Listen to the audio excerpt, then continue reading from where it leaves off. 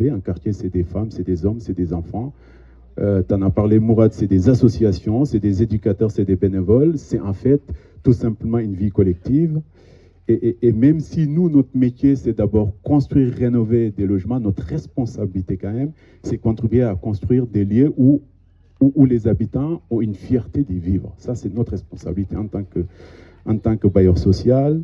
Et vous dire également que le quartier Mirabeau, mais plus largement les quartiers nord, n'ont pas besoin qu'on réinvente en réalité une identité. Ça, c'est un vieux débat qu'on a souvent porté. Ils ont leur identité, leur histoire, en fait. Tout simplement, leur passé. Ils ont une vie associative exceptionnelle. Mourad, vous l'avez dit tout à l'heure, des équipements sportifs, culturels.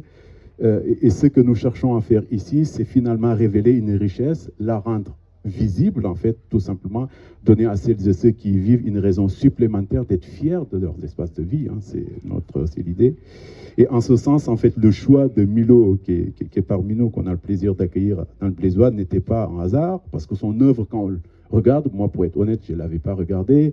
J'ai échangé, discuté, et j'ai pas mal regardé, du coup, sur Instagram.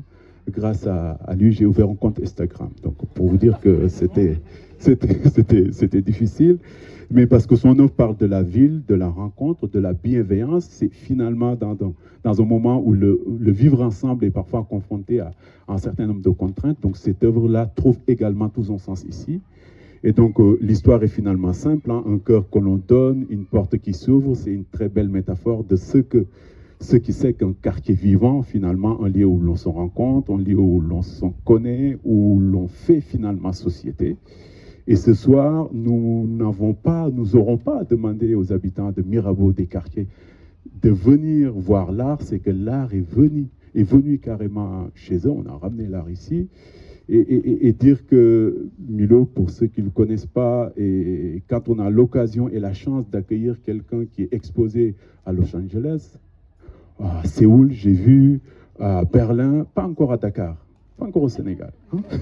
Il faudrait y aller. Souley Diouf, directeur général de 3F Centre Val de Loire. Alors, plusieurs choses à retenir. D'abord, quand je suis arrivé en 2009, c'est un des premiers sites que j'ai visité. Le bâtiment n'était pas encore rénové. Entre-temps, on a rénové ce bâtiment-là. Mais comme j'ai dit et je le redis souvent, notre métier n'est pas que de construire, n'est pas que de réhabiliter. C'est aussi s'intéresser à la fabrique des lieux de vie qui rendent les propriétaires, en tout cas les habitants, fiers de leur lieu de vie. Et ce projet retrouve ce sens-là. On ramène la culture au cœur des quartiers, accessible par tous, porté par 3F, à l'initiative de 3F, effectivement en partenariat avec la ville et un certain nombre d'associations et des habitants qui ont été très participatifs.